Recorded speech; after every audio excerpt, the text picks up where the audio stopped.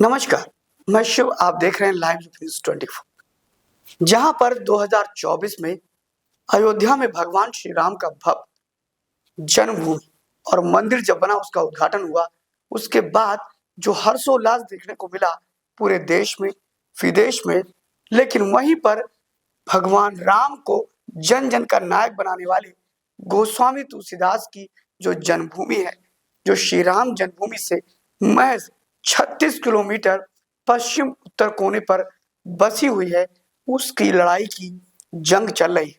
आज हम पूछेंगे अपने मेहमान से, जो तुलसी जन्मभूमि के विवाद को लेकर के अनावरत कई वर्षों से संघर्ष कर रहे हैं, और उनमें क्या क्या हुआ, कहां तक पहुंचे, और क्या भगवान राम के बाद भगवान तुलसी गोस्वामी तुलसीदास जी के जन्म स्थान का विवाद सुलझेगा?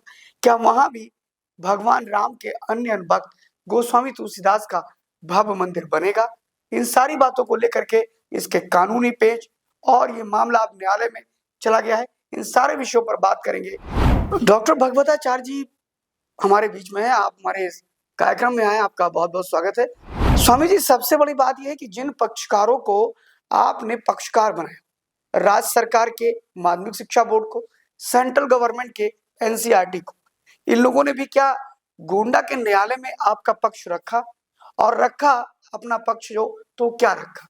बस समझ लीजिए कि इलाहाबाद बोर्ड और माध्यमिक शिक्षा सेक्रेटरी और केंद्र से एनसीईआरटी और धर्मेंद्र राज्य का समझिए कि शिक्षा मंत्री और 3-4 लोगों का आया है। बाकी अन्य लोगों ने अभी कुछ भी उस पर अपनी प्रतिक्रिया नहीं व्यक्त की। उन्होंने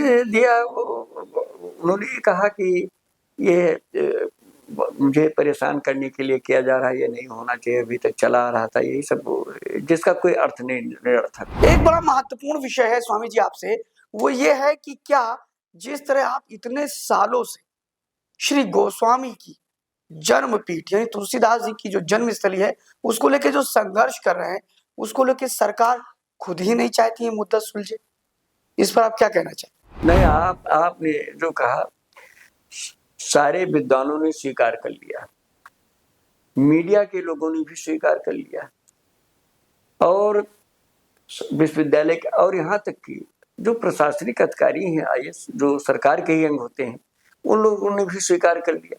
अब जब वहाँ उनके पिताजी के वो वहाँ राजस्व रिकॉर्ड में सारी चीजें हैं, वहाँ पर उनका ननिहाल है, तुलसी के जो वंशज हैं आज भी श्राद्ध पिंडदान तर्पण करते, सब कुछ होने के बावजूद भी केवल सरकार नहीं स्वीकार कर रही, बाकी सब लोगों ने स्वीकार कर लिया। अब आप देखिए, वहां जाने का मेन कारण प्रदेश सरकार ने सब कुछ जानकारी, जबकि सब लोगों ने स्वीकार कर लिया, सारी चीजें सब मौजूद है। वहां 21 करोड़ के रुपया 21 करोड़ रुपया दे करके एक गलत ढंग से तुलसी जन्मभूमि को, विक्रमपुर को राजापुर बनाकर तुलसी जन्मभूमि को मानना, ये सबसे बड़ी विडंबना। अगर राजापुर सही रूप से राजापुर भी होता तो एक बात है, जब वो पहले से ही जब वो विक्रमपुर है, वहाँ सूकर खेत भी नहीं है, और बांदा का गजेटेर ही कह रहा है कि तुलसी यहाँ पैदा नहीं हुई आए, ऐसी स्थिति में गलत चीज को जहाँ सब लोगों ने स्वीकार कर लिया, उसको 21 करोड़ दे करके गलत रूप से विक्रमपुर को तुलसी जन्मभूमि बनाना, ये सबसे बड़ी हास्यास्पद है, और उसके लिए हम लोग बराबर संघर्ष करेंगे।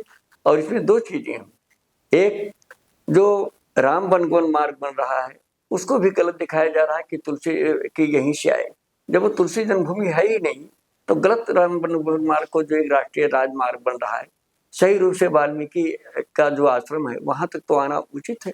उसके बाद में राजापुर बांदा को जब विक्रमपुर है, तो तुलसी की जन्मभूमि है ही नहीं, तुलसी खुद कहते हैं कि वहां आकर के राजापुर बसाया, पैदा नहीं हुई, इसलिए राम वनगमन मार्ग में भी वो स्थान नहीं आता है, न वो तुलसीदास की जन्मभूमि है।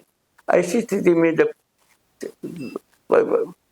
दिल्ली विश्वविद्यालय, लखनऊ विश्वविद्यालय, काशी विद्यापीठ, प्रोफेसर सुरेंद्र सिंह, जब सभी के उसमें हम लोगों ने सर्वे करा करके, सारे कार्य करके जब निर्णय कर लिए, और बड़े बड़े विद्वानों ने स्वीकार कर लिया, ऐसी ऐसी स्थिति में गोरखपुर में भी खुद योगी आदित्यनाथ जी के विद्यालय दिग्विजयनाथ डिग्री कॉलेज में कुंवर नरेंद्र प्रताप सिंह वहाँ मौजूद थे। वहाँ भी लोगों ने स्वीकार किया डॉक्टर रामचंद्र तिवारी की तुलसी की जन्मभूमि यही है, ये शूकर खेत है, अयोध्या के पास है।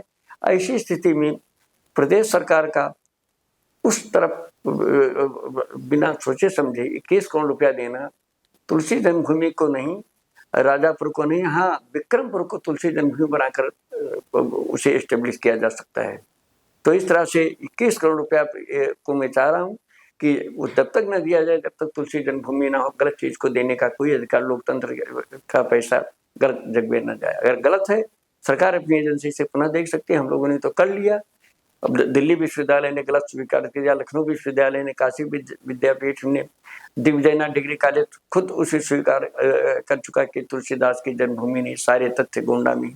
ऐसी स्थिति में बांदा राजापुर का कोई सवाल ही नहीं। महाराज जी, अंतिम प्रश्न ये आपसे है कि ये बताइए कि क्या अब ये तुलसी जनपीठ का मामला जो न्यायालय में गया है ये कब तक चलेगा और इसका निर्णय क्या होगा? अब उस पर तो हम तो इस कार्य को लेकर के सबसे मिले, समझिए कि श्रीपद मिश्र ने भी उसे स्वीकार किया, लेकिन उसमें वो पूर्व मुख्यमंत्री हो चुके थे। अखिलेश यादव जी से हुआ तो विधानसभा में सत्र के दरमियान 20 लाख रुपए की घोषणा किया। भाजपा पीरियड में भी प्रयास किया, कोई सफलता नहीं, लेकिन केसीनाथ त्रिपाठी ने काफी उसमें रुचि लिया। उन्होंने कहा तुलसीदास की जन्मभूमि यही है और राजापुर गोंडा है, उन्होंने भी स्वीकार किया। लेकिन अन्य जो कार्य है वो आगे गाड़ी नहीं। अब आने वाले देखिए, अगर इसे सरकार देख करके, लड़ाई तभी तक है जो उचित, अगर सरकार ने उचित समझ लिया तो लड़ाई समाप्त हो जाती, अगर नहीं है तो है न्यायालय जो उचित समझेगा उसे। हम लोग तो यही चाह रहे हैं कि अलग अलग जगहों में कोई ये कह रहा है, कोई भी एक जगह जो हो निश्चित, कहीं तो तुलसी तो एक ही जगह पैदा हुई, 10-20 जगह तो पैदा नहीं हुई। जो सही हो, एक तो हो, किसी पुस्तक में पढ़ाया जा रहा है कि एटासोर हो, कहीं राजापुर बांदा, कहीं राजापुर सुकरखेत गोंडा, और तुलसी हर जगह तो पैदा नहीं हुई। बर्थ प्लेस तो एक ही व्यक्ति का एक ही जगह होता है। तो जो भी सही लगे एक जगह हो जाना चाहिए, लोगों को दिग्भ्रमित करने की क्या जरूरत। तो ये थे हमारे साथ डॉक्टर स्वामी भगवताचार्य जी महाराज, जो कि तुलसी जन्मपीठ गोंडा में इसके संरक्षक हैं, इस पीठ के लिए लड़ाई लड़ रहे हैं। कई वर्षों से आप इसको लेकर के पूरे देश भर के अनेक यूनिवर्सिटीज में सेमिनार्स कर चुके हैं, बहस कर चुके हैं। पूर्व रिटायर्ड जज और वर्तमान कई हाईकोर्ट के जज इनके इस पूरी मुहिम में साथ रहे। देखना यह है कि भगवान राम का भव्य मंदिर मिलने के बाद उनके अन्य भक्त श्री गोस्वामी तुलसीदास जी की जन्मपीठ क्या वो महत्व पाएगी? फिलहाल महाराज जी ने यहाँ कई बहुत महत्वपूर्ण मुद्दे उठाए। उन्होंने मुख्यमंत्री अखिलेश यादव को धन्यवाद भी दिया कि अखिलेश यादव के समय में राजापुर गोंडा का जो पस्का में पड़ता है उसको उन्होंने बाकायदा सदन में मुख्यमंत्री योगी आदित्यनाथ ने इस पर बयान दिया और उन्होंने उसको स्वीकृत भी किया, उसके लिए 20 लाख रुपए। फिलहाल आपको बता दें कि ये जो श्री राम जन्मभूमि के बाद अब तुलसी जन्मपीठ जो है वो अपने आप में धीरे धीरे चर्चित होती जा रही है। अब ये मामला न्यायालय में जा रहा है और देखना है कि न्यायालय से विजय प्राप्त करने के बाद क्या आने वाले समय में एनसीईआरटी और देश के अनेक शैक्षिक संस्था क्या अपने पाठ्य पुस्तकों में बदलाव करेंगे। एक बार राजापुर पस्का गोंडा को ही वो उनकी मूल जन्मभूमि बताएंगे। ये सब अभी न्यायालय में विचाराधीन है, लेकिन जल्दी हम आपको ये भी बताएंगे कि इस पर क्या निर्णय हुआ, कैसे हुआ। और हमारे साथ जुड़ने के लिए भगवताचार्य जी महाराज का हम स्वागत करते हैं कि वो लाइव जीपी न्यूज़ 24 के कार्यक्रम पे आए और उन्होंने अपना पक्ष रखा। न्यायालय में अगली हेयरिंग 15 मई को 2025 में लगाई गई। देखते रहिए live GP news 24। Thank you very much.